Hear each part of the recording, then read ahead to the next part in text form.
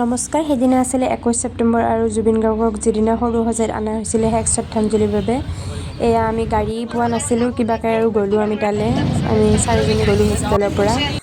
তাৰপিছত যাই ট্ৰেফিকত ফচি প্ৰায় 3 ঘণ্টামান লাগিছে। ভাগ্যে এখন গাড়ী পালোঁ, যিখনে মানে ভিতৰুৱা ৰাস্তাৰে লৈ গ'ল।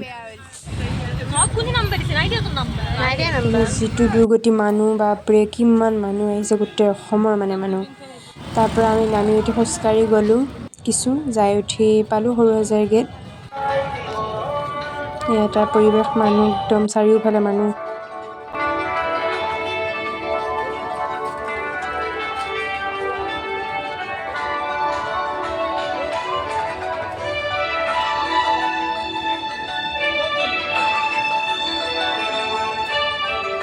তাত গৈ আমি 1টামান বজাত পালোঁ আৰু আমি প্ৰায় 3টামান বজালৈ বহিলোঁ। এই অৱস্থা একদম ঘামি জামি। তাৰপিছত চাৰিওফালে মানুহ গোটেই বহি আছে, এইবিলাকত চাওকচোন।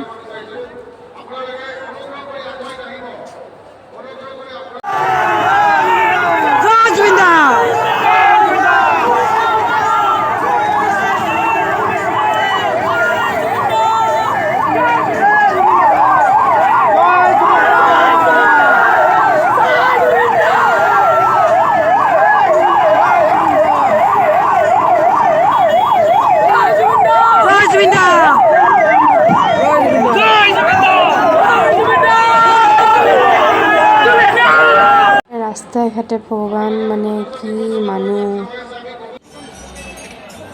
আৰু আমি মাজত থিয় হৈ থাকোঁতে একদম উশাহ নোপোৱা হৈ, আৰু বৰষুণ দিলে বৰষুণত তিতি যিটো অৱস্থা হ'ল আমাৰ, ঠেলা হেঁচা।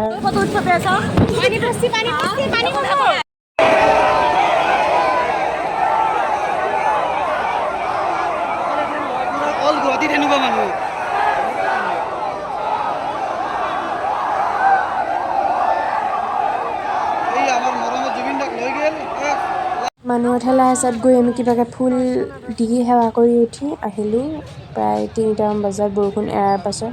তেতিয়াও মানুহবিলাক ৰাস্তাত আছেই ভৰি, আমি প্ৰায় জালুকবাৰীলৈ খোজে কাঢ়িব লগা হৈছিল।